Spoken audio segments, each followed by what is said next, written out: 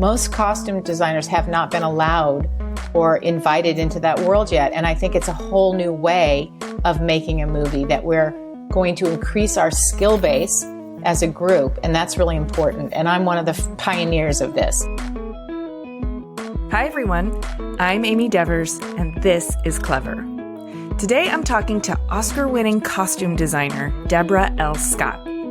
If you've ever been to the movies, you've seen Deborah L. Scott's work. She's been at it for 40 years now and has led the design of costumes on E.T., Back to the Future, Heat, Minority Report, Who's That Girl? Remember that one, starring Madonna? Titanic, for which she won an Oscar, Avatar, and most recently, the sequel, Avatar: The Way of Water. If you've seen that one, you were undoubtedly wowed by her skill and artistry in creating the material reality of Pandora, and her process is fascinating. She actually invented a new costume paradigm, hand-making finely crafted physical costumes and props that were then digitized for film. Over the course of 5 years, she and her team hand-weaved, stitched, beaded, embroidered, and braided using a craft-based, sampling-led design process, and then took these physical artifacts and blended them with the technological innovations of her collaborators in visual effects. And in a rare scenario for a costume designer, she stayed on the project all the way through post-production, lending her vision and expertise to the digital representations of the costumes to help bring the Na'vi of Pandora to life. Just recently in 2023, she's been honored with a Career Achievement Award from the Costume Designers Guild. With 40 years in show business, she's racked up a ton of stories, forged a formidable path, and is proudly holding doors open for those on the way up. It's a very hands-on life with deep character and beautiful details. Here's Deborah.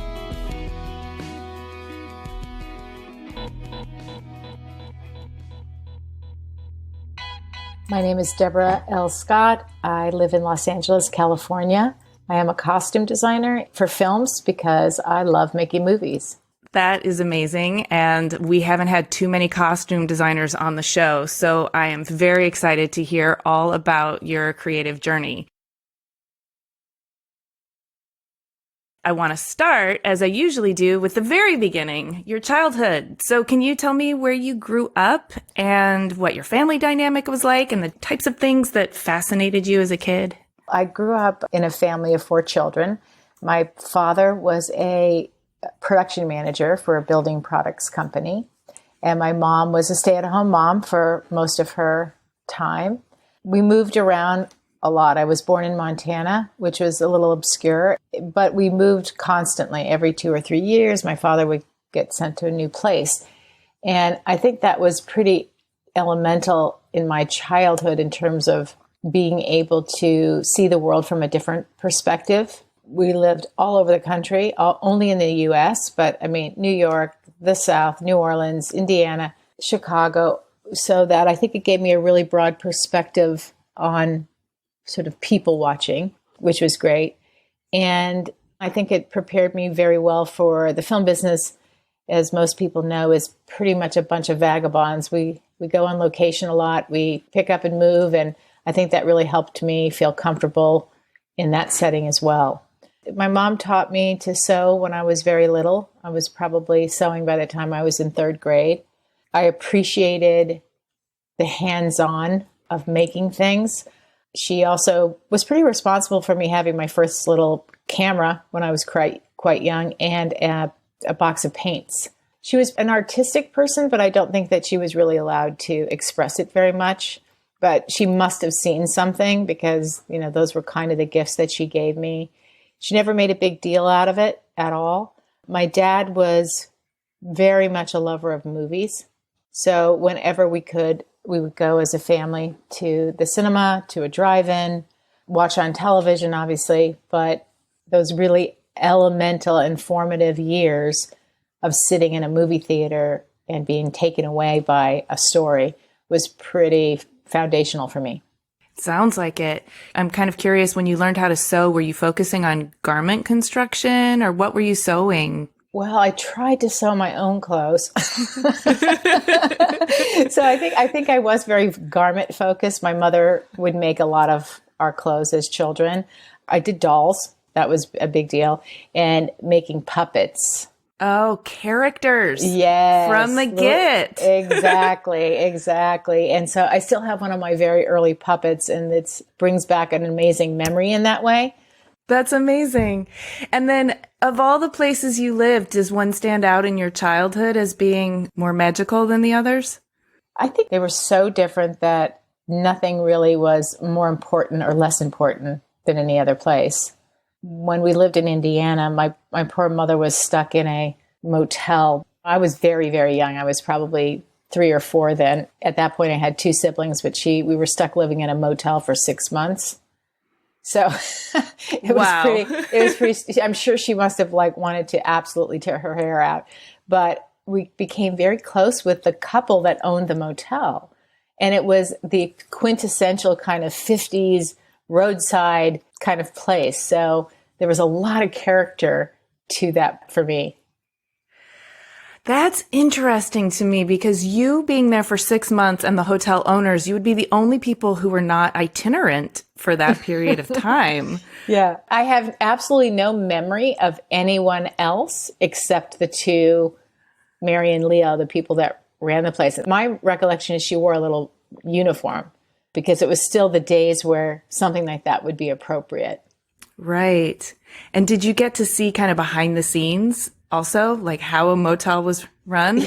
Yeah, I think so. I just remember mostly trying to be outdoors because I'm sure my poor mom, Right. A motel room is not where you like to hunker down and read books for all afternoon. Yeah. Siblings and I were very close in age and we were too young to be in school at that point. I love that story because for some reason it feels like it informs your ability to adapt and make friends with these people who sort of come in and out of your life, and also may have given you a little window into the operations behind like the facade, the story of what is. And that's where you operate now. Exactly. Tell me about your teenage years. Were you still moving around as a teenager? When I was a young teen, like junior high school, we lived in Orange County for a while. So that was very alluring because I could see the fireworks for Disneyland every night. So that was it was like, oh my gosh, a whole fake, wonderful world. That was pretty wonderful. And then I spent my high school years in Vegas, which, oh my gosh, the fakery again. The fakery of that place and the bizarreness of that place. And this was in the beginning of the 70s. The Strip was such a different place than the people that actually worked and lived there. It was a very Mormon place. So it was just this incredible juxtaposition of these incredibly 2 different worlds, which I also think was very informative, like what's real, what's not real. Very weird, right? Oh, man. And how to construct the story so that even if people understand that it's not real, it's still worthy of escapism and being immersed in for its entertainment value. Yeah, exactly. And I think it kind of drew these interesting lines in society, which in terms of creating characters for movies, that's one of the main things that you do. You put a person in a place and time. They might be next to another person, but they may come from completely separate places. You're painting a picture or putting together a collage of sorts that seems to be leading directly to the profession you found.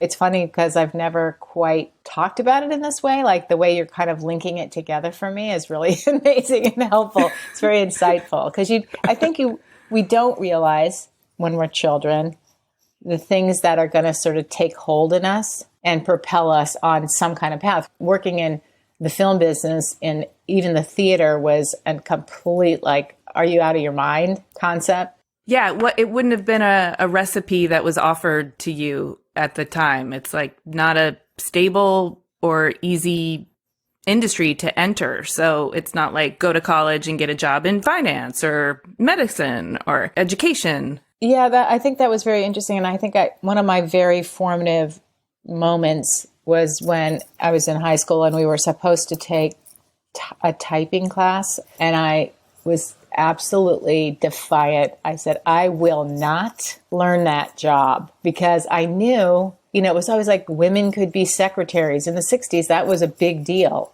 Yeah. And I was like, absolutely no. I still am a terrible typer, which I regret, but it was a moment somehow, and I didn't know where I was going to go with that, but I knew I wasn't going to go there. So sometimes it's what you reject too.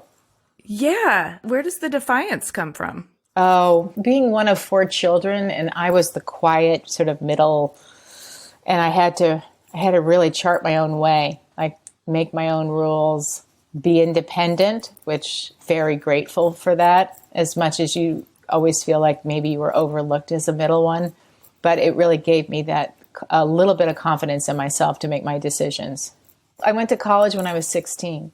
So What? I started school really early. I'm sure, again, my mother wanted more children out of the house, but they allowed me to start school. And so I was always on the younger side. And when I was 16, I convinced my parents that I was going to turn 17 right after school started. I have a late birthday. And I convinced them that I could get an apartment and go to school. And they somehow decided to let me do that, which I'm still amazed at. They must have just been like, okay, whatever, go. That's very self-sufficient and independent of you. Why were you so anxious to get moving on your adult life and leave childhood behind? I really do think it was just that wonder of what the world was going to hold for me. And I knew that at that point, I knew that I was going to study theater. So I was already very invested in kind of this magical, made-up world of some sort. It was pretty easy. It was a comfortable place to land in a theater department. This is at Cal State Northridge? Yeah, I went there for 3 years before I dropped out and went back to Vegas and worked on the Strip as a costume person. So the twists and turns, but I think it was that thing of knowing that I wanted to somehow be involved in this kind of world. And at the time, I didn't really understand that movies were a thing. Like you could actually, I'm not sure when it dawned on me that you could actually work in the same way. But as I pursued my theatrical career, schooling really taught me a lot. And it's one of the things that I like to do when I have time is to teach other students, because to me as a costume designer, my roots were in the theater. And I think the importance of that was that it wasn't fashion, that you had to learn about character. You had to learn the skills. You had to build sets. You had to make costumes. You had to do hair. You had to do it all.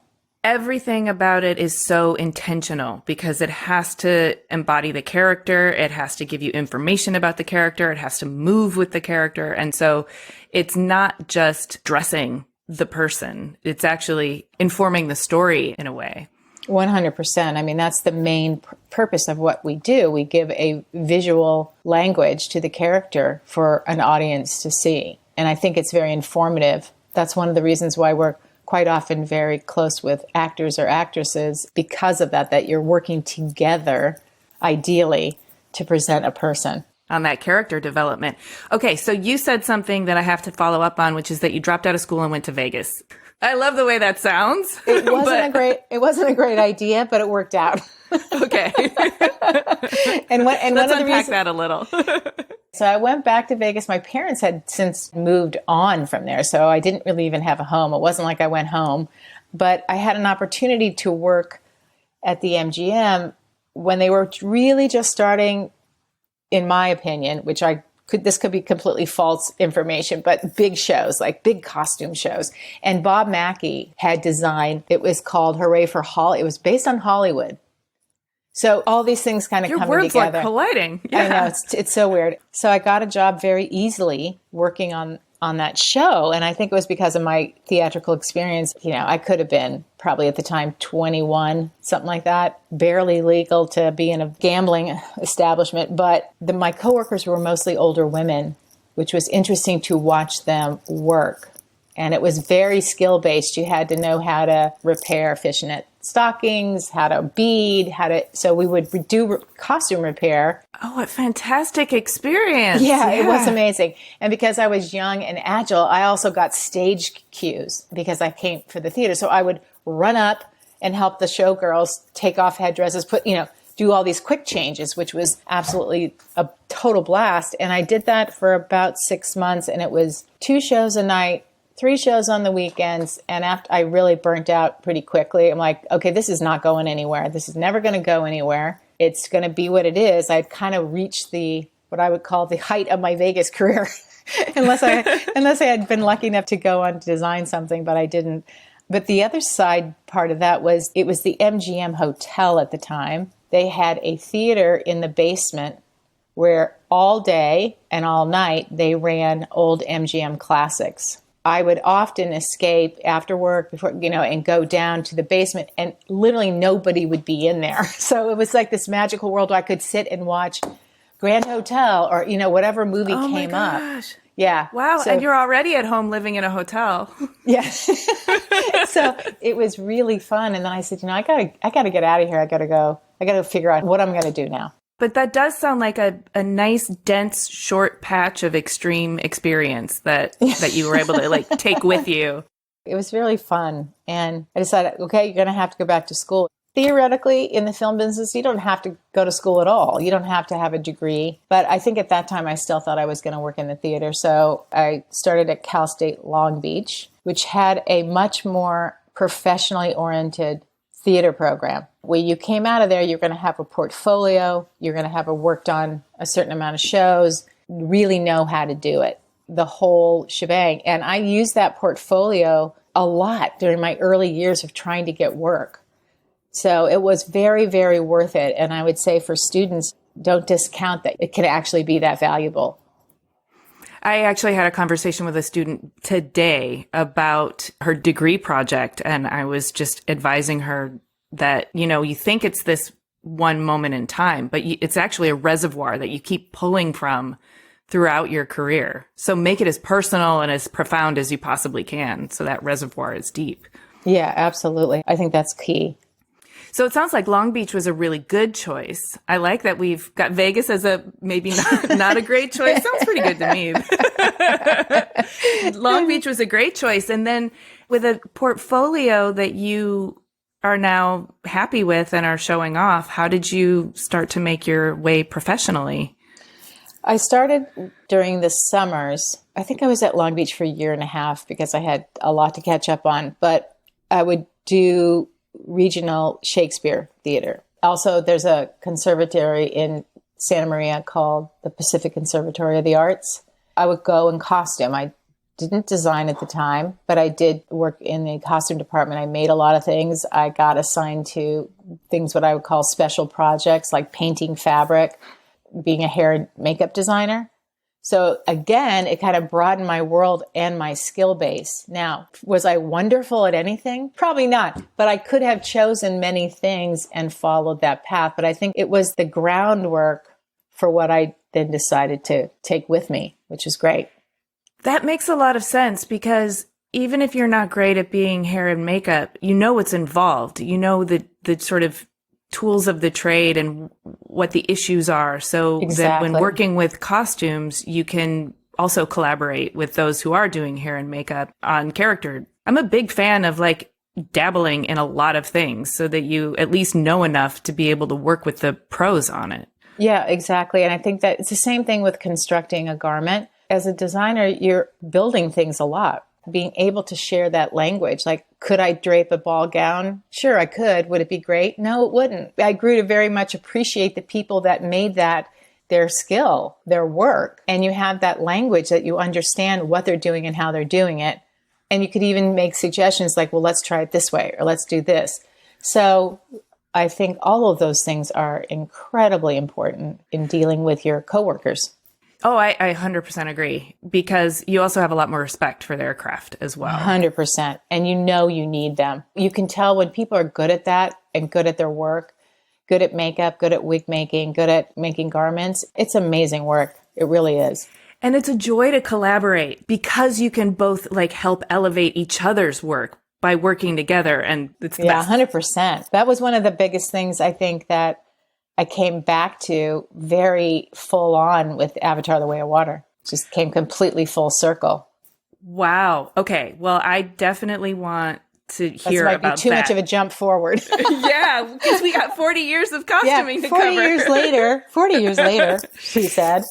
So it sounds like there's a moment where you made an active switch from theater to film. Yeah, I did, because I quickly knew that it was going to be difficult to really make a living doing that. It's a very underpaid, underserved community. And if you got to Broadway, maybe that's a different thing. So when I was at Northridge, I made friends with a lot of people there. And one of them was an actor, Charlie Martin Smith. I think one of the things he's very well known for is the Buddy Holly story. And he worked up and around in San Francisco. And he was on a movie called Never Cry Wolf in Alaska, in Canada. It was a very intimate, very small production in the wild, directed by Carol Ballard, who had done Black Stallion. So he had them call me one day and say, can you come help us with the costumes? And I was just like, absolutely. And I think another thing for students is like when you get in fact, the person who called me, I didn't even know him. Your name was passed from somebody who did know you. Yeah. And it took a minute for me to make the connection. And I was kind of like, you could have just hung up on the person and thought you're a weirdo, but it was, I think for students too, it's like you might have a glimmer of an opportunity and you got to take it. You got to jump in. You got to do it. Even if you felt completely underqualified, which I did. Well, I've gotten myself into so many situations that I felt underqualified, but I figured it out. Absolutely. I figured out actually that I could do it, but I learned that on the job. Yeah. But that's what's important. It's not a job where there's A leads to B leads to C. It's a big circle, and sometimes you're going off on a diagonal, and it's crazy. And I said, sure, I'll come. I had no idea where I was going. I knew it would be in the wilds, but I was completely unprepared. I remember I had to leave very quickly. It was like, well, you got to come tomorrow or something like that, right? I got on the plane. It was a couple of puddle jumpers, like small planes to get to where we were. And I was like, oh my God, what am I getting myself into? And I arrived on an airstrip in Alaska. The plane, I was the only passenger. The plane touches down. I get out and I'm like standing there in a blazer and a Laura Ashley blouse and holding my sewing machine, like absolutely ridiculous. Ridiculous. It's like, how about a coat, girl? It's like, how about some mittens? It was ridiculous. But I had my sewing machine, which did come in handy, but I felt so silly, looking back on it. I wish I had a photograph of that moment because Me too, but you painted a glorious picture. It's so vivid that I can see the blouse. I had a little beige blazer. I thought I was so professional, and I was like, you are so out of your depth here. It was very funny. But I did it. I went out on that job. I was the single solitary person in the costume department. I helped with the makeup. And I also got to script supervise when the script supervisor was, I don't know where. So we did a lot of job sharing, and we did a lot of time sitting in the wilderness waiting for the perfect light, the perfect situation. Very small crew, very, very artistic director. But the question marks every day were enormous because we didn't really have a fully written script. Oh my gosh. So we'd wake up in the morning. Sometimes we'd be in a little tiny town and living in all these strange places or a small motel and get on the walkie-talkie and it would be like, what's the weather? Okay, we're going to shoot this. Or we'd go out on a long ride and we would backpack in and I'd put every single thing I could possibly think of that I might need in my backpack and just pray that you had the right thing because it was too far to come back. So it was trial by fire, like you were saying. And I think that's one of the things that is so important. And it was so meaningful and really self-affirming for me to know that I could do that. I could answer the questions. And you had to be ready for anything because the story was coming together kind of on the fly according to nature. Luckily, there were only a few people in the cast, so you could handle it. You got to switch hats a lot and also got a very sort of deep and immersive lesson in filmmaking. Absolutely. So, wow, what a tremendous foundational experience. It was so wonderful. And I was very, very lucky that I started off really anti-Hollywood, quite frankly. Do you consider that anti-Hollywood? Was it very indie? It was extremely indie. And it was the director, it was so few people, and working in that way. When a director would have in the days, I think there were so many good movies made in the 70s and 80s. And sometimes because I think directors had a lot of, it wasn't a machinery. There was you could be truly independent. No one was looking over your shoulder. There wasn't, even on that movie, there wasn't even such a thing as dailies because we were too far out in the wilds. So the story was told from a very singular vision. which is what sometimes gets lost now. Yeah.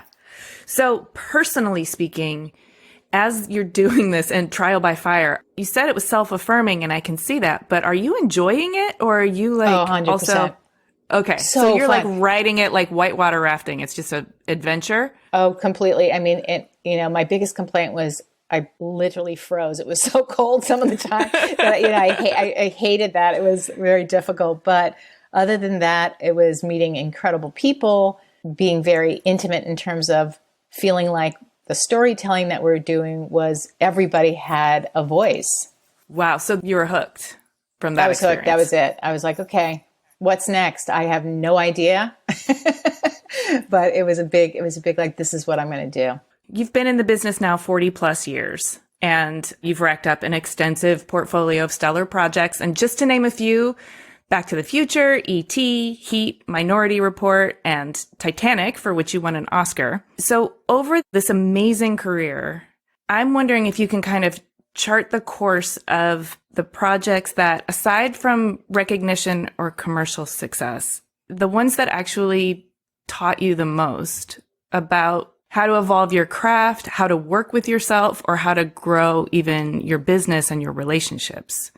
Yeah, that's a good question, because when you realize how things are connected or not connected. And it's that, again, that thing of kind of rejecting the things that you don't want, that you know aren't right for you. But the real start to my career after Never Cry Wolf was the opportunity to work on E.T., which had its 40th anniversary. So we can start there.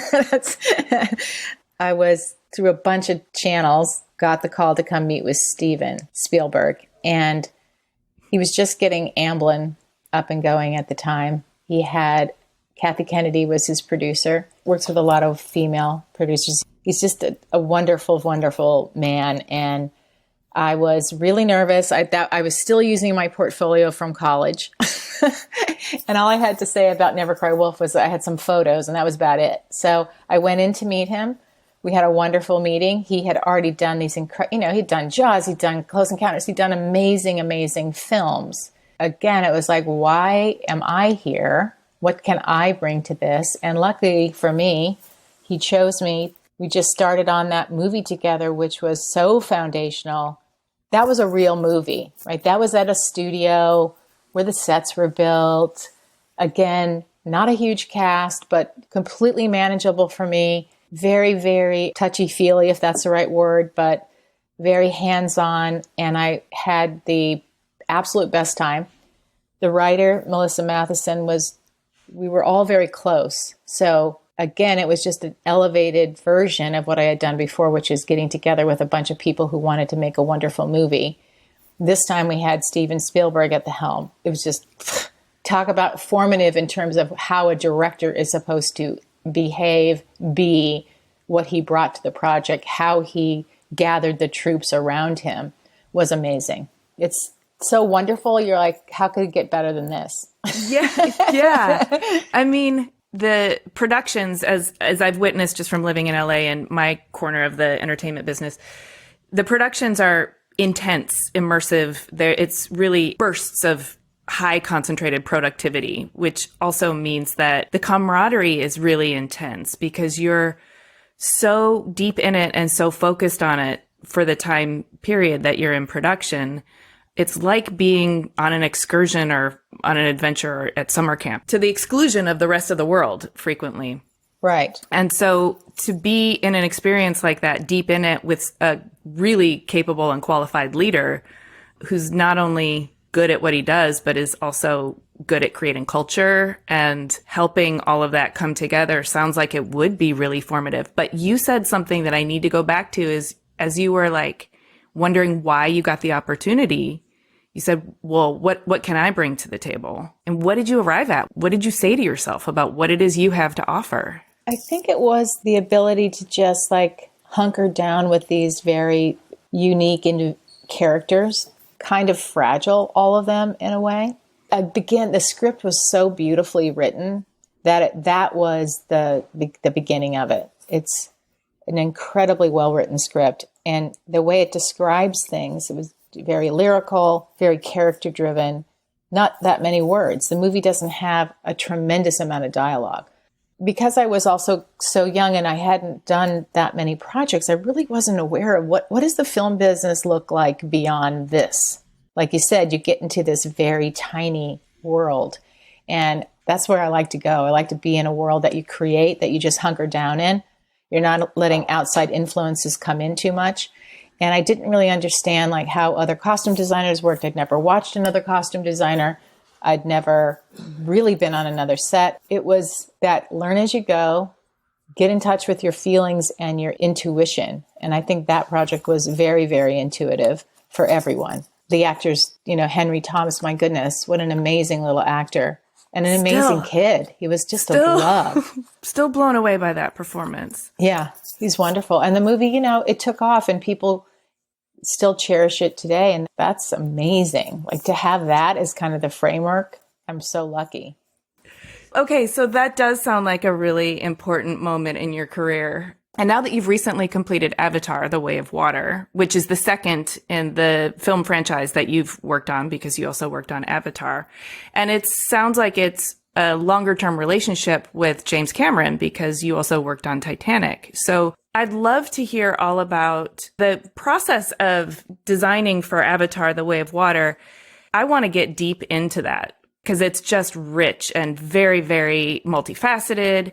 Really encompasses so much of what costume design can be. But even before we get there, I kind of want to cap off this career trajectory moment that we're on. And I'm wondering, an Oscar under your belt, a fabulous portfolio of films.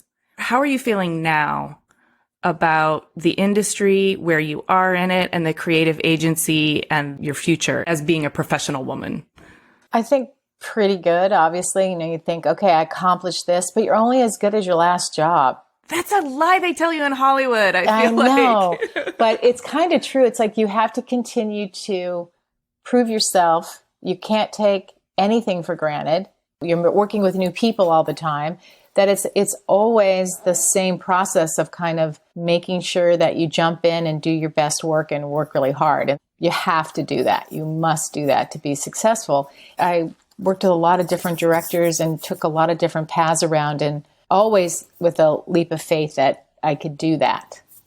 Somehow I would do that and make it successful. When I did Legends of the Fall, it was another interesting, different project, but that led me to Titanic. So one thing always leads to another somehow. And my relationship with Jim Cameron then stayed, and we've reunited now a couple of times. So again, you're trying to always make sure that you do your best work and that you're good to work with and you're collaborative, and that your director, especially, because I work with a lot of really high-powered directors, that they really believe that you can, as a costume designer, add to the story. What does that look like on a microscopic, granular level? Does that mean that you have to be assertive and reject things in the same way that you rejected the typing class? Does it mean that you command respect and are able to be heard when you have an idea that goes against the grain? I think that is a really rough road for a lot of people. And I do think costumes is normally, very often, a female part of the equation. The film business is notorious. They're very, very male-oriented. It's not a joke that as a female, as a woman, as a young woman, that you are going to often be the only female in the room. It comes with a lot of baggage. It really, really does. So you have to remain steadfast. You're always skirting those lines. Like if you're a woman of a certain stature or a certain place, you're still always bouncing against those boundaries. Like, don't be too assertive. Right. It's a tightrope. Right. Don't let them walk all over you. How do you do that without offending someone? How do you do that without giving up your own sense of self and righteousness? It's very, very hard. That, I think, is the hardest part of the job, period. I used to get very upset with myself. If you got upset, you don't get upset. For God forbid, don't cry. I am a very emotional person, and I can keep it in check when necessary, but I also do not apologize when I cry anymore. If something upsets me, I'm easily to cry just when something feels happy or sensitive. Me too. I mean, a sentimental commercial. I'm like, yeah, exactly. Tearing up. So it's an emotion that you shouldn't be ashamed of. It gets kind of categorized as a female emotion, which is unfortunate. It is a tightrope. It's a tough one. Aside from the work, you're dealing with all that stuff. And it's very hard for females, I think, still. Well, I appreciate you sharing that. And I also appreciate how much skill and empathy that it probably took to walk that tightrope in so many different rooms with so many different people for so long. That's a real art in and of itself. Yeah, it's a very important part of the job. I've done this work for so long. And I think that we always have room for improvement. And I think there's always ways to help people coming up behind you, which is incredibly important. And now my new goal for my career is to be even more sensitive and helpful to the people, especially the women on my crew. Not because they're women, but we understand each other better. I'm not saying a woman is better than a man in any way. No, I'm with you. I raised 2 kids doing this, and I know how hard it is to be a working mom. And I think that we were very often told, don't even go there. You don't even have to say. Don't say that you may be distracted because you need to get home to be the tooth fairy that night. Keep it all really professional.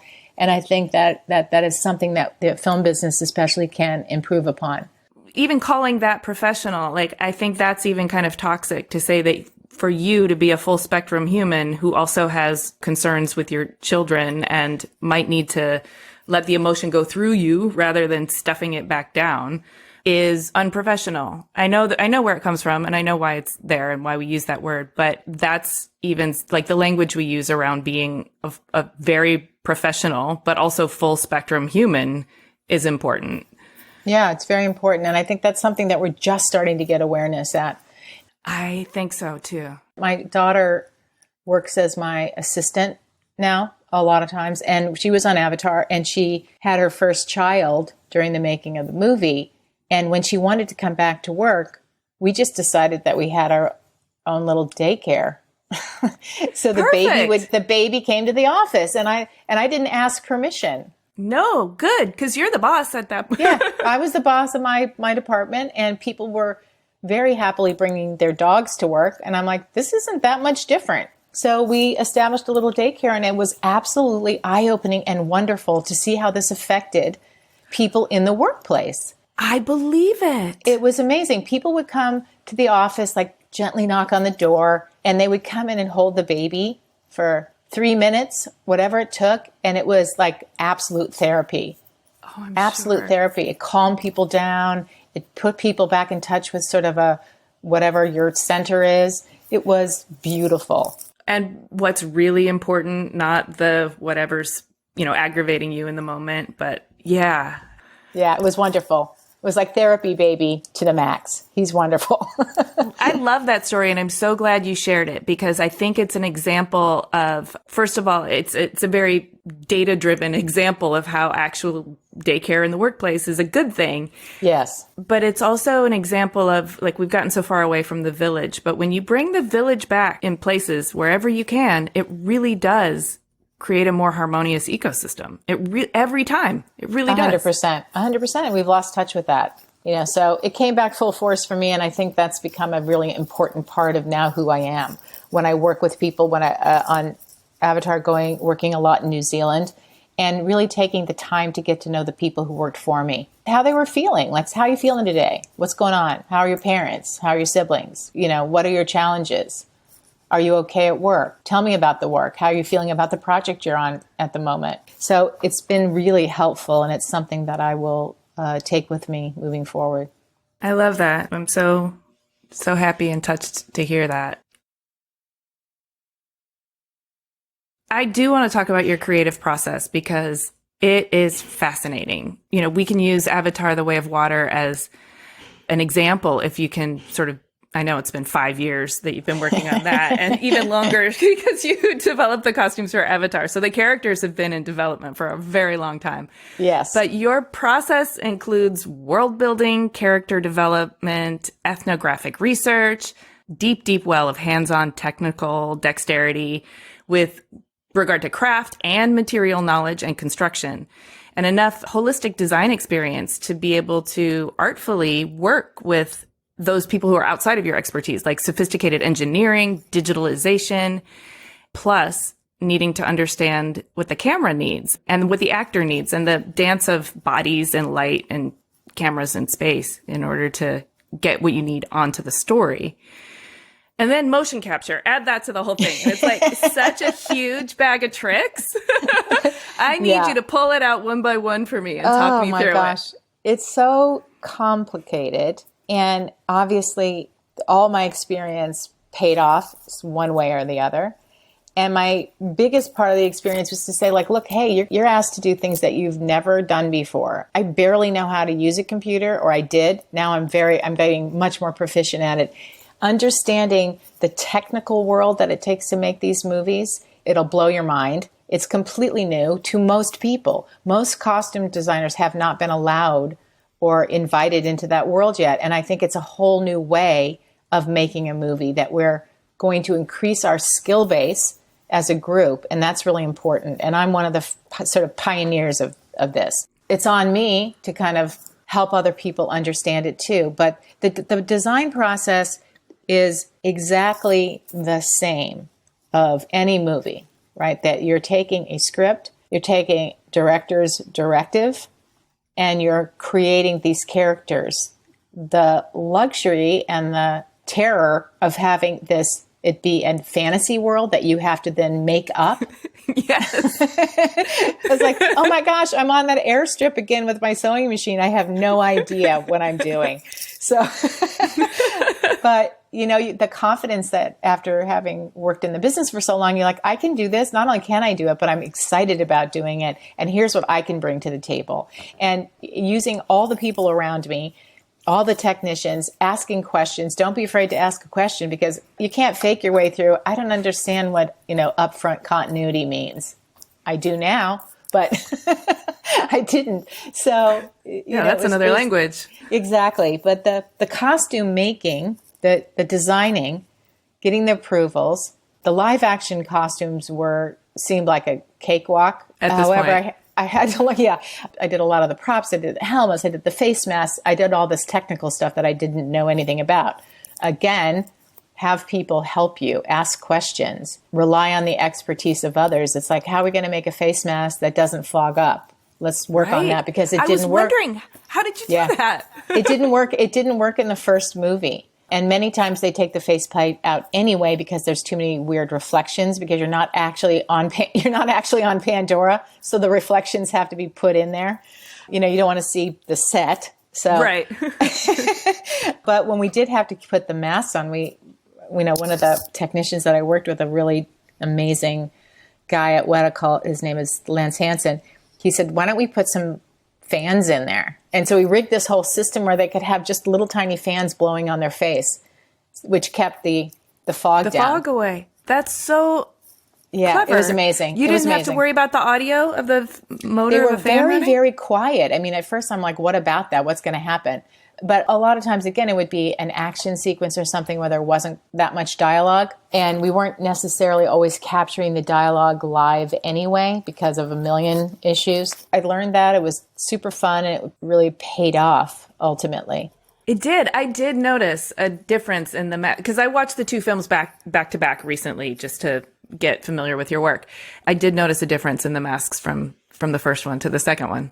They were much more substantial and hardy. And we also had to develop the dive masks, which I worked with a gentleman called John Garvin, who's a dive master. So he had all the connections. He was responsible for helping Jim build a submarine. So, again, an expert in the field. Go to them, say, how do we do this? Here's my design. How can you help me make this so the kid can actually dive down 30 feet and be able to breathe? Right. So it's actually functional. 100%. Also looks the way we need it to look, which is not like an existing stock dive mask that you can buy, because that means you're out of the fantasy. That's right. That's right. So you're at Big Five Sporting. Exactly. So, we had to stay within the language of the film, and it was really a challenge, very, very challenging, and not noticeable in the movie particularly, right? But you don't realize how many people put so much hard work into that. I think only somebody who knows how things get made starts to understand how many people it took and how much expertise went together that had to coalesce in a sort of beautiful coordination for something like that to get realized. It is quite astounding. I mean, because on top of that sort of sophisticated engineering and research and development of like new technology, there was also deep research into indigenous crafts. Can you tell me a little bit about that? That was just an amazing adventure to be welcomed into, like the amount of research that one can do. And now with computers, I have 8 million books now on cultures all over the world. And I'm like, are you ever going to look at these again? Probably, because they're beautiful. But that deep dive that we as costume designers are tasked to do is extremely fun. It's very, very informative, and you learn so much on each and every job. Even if you don't necessarily use it, it's there. It becomes part of the language that you're going to eventually speak. So we researched all over the world, and mostly indigenous peoples, not just in the Polynesian kind of area, but all over. And I found a lot of truths in these people, that they quite often were very ornamental in their clothing. That's one of the ways they express themselves. They have a very, very deep cultural umbrella that they identify with. They have rules that depict and demand what their jobs are, or what their status is in terms of society. It's very, very sophisticated. They use, for the most part, what they have available in their environment to make their clothing. And they're quite decorative. It's also an art form, the way they express themselves. So these were all just like the best, calling card. Like, oh my God, what could be better than that? It's like it's everything wrapped up in one thing. Sort of settling with Polynesia, because the planet of Pandora is very warm, and Jim really liked the black wavy hair as opposed to the braids of our first clan. I was able to design the characters head to toe, so I did all the hair, I did all the props, I did all the jewelry, everything. So as a designer, you're just taking up this amazing space in the movie. So that was really, really fun. And then we got to start making the costumes. We made the costumes for a bunch of reasons. One was for the digital artists, that they had the perfect texture map to ascribe to in making that garment, because they know how to draw a t-shirt. They did not know how to draw what I made for those costumes. Those costumes they're unique, they're bespoke, they're one of a kind. You don't know what that is, and no computer has a brain enough to understand how those work. How heavy is it? How does it move? That can't be expressed in a rendering and then be believable on the film. 100%. It has to come from an actual artifact that you hand built. That's right. And so it was like creating these artifacts. And that was where I just hunkered down in that workshop with my team there. And it was like having your own atelier. It's like, here's the design. Let's make it. How are we going to make it? What's it made out of? So the designs would then sometimes change according to the materials that I wanted to use. Sometimes substantially, sometimes not very much at all. We used a lot of natural things. We also had the ability to 3D print things when necessary that couldn't be carved. I had carvers, I had weavers, I had macrame artists, beaders. I mean, it was amazing. What a dream to go to work around that all day. It was an absolute dream to have people who were so skilled with their hands that anything you could dream up, you could figure out a way to make it. And sometimes we would start something and I'd go, no, this is not working. This is not right. And we had the luxury to start over. Yeah, you don't always have that. So that's nice that you did. And there was a couple of times where if we had had that kind of time restraint, it would have been really terrible. But I think you have that all the time in live action. At a point you're like, oh, I wish that dress was a little bit longer, but it wasn't. So you got to work with it. But luckily, we did have time to sort of finesse and change, because the post-production part of making a movie like this is the lengthy part. And also, costumers are typically done by the time you get to post-production, right? So I think that's particularly fascinating that your role is not over at all, because you're still tweaking the costumes. Yeah, give credit to Jim, who wanted to make sure that there was someone in charge of that. I was still the head of the department. I was going to lead it through the post-production. I was going to lead it with those artists. Those, they're fantastic. They're amazing artists as well at an FX team, but they aren't costume makers. Right. So the ability to say, here's my thing. Look how amazing it looks on a mannequin. Now you got to do it, and you got to do it really well. So we sat through many, many hours of kind of virtual fittings where they would do their 3D modeling. They would start to make the garment. Sometimes we'd go off and make a sort of a duplicate of it, not as extensive, but and then put it in the pool to see how it worked. Put it in front of a Ritter fan to see how the wind blew it. Have someone do the action of the character. How would it react when they did that? So there's tons of footage also that we shot that informed the animators and the simulators. Yeah, it just gave credit. It gave the gravitas that the costume department has in this movie. The footprint of it is huge. Absolutely. And the very thing that you just described feels to me like the actual bridge, slat by slat, from the physical world to the virtual world. It's so layered and so deep. We could talk about it forever, how complex it can be.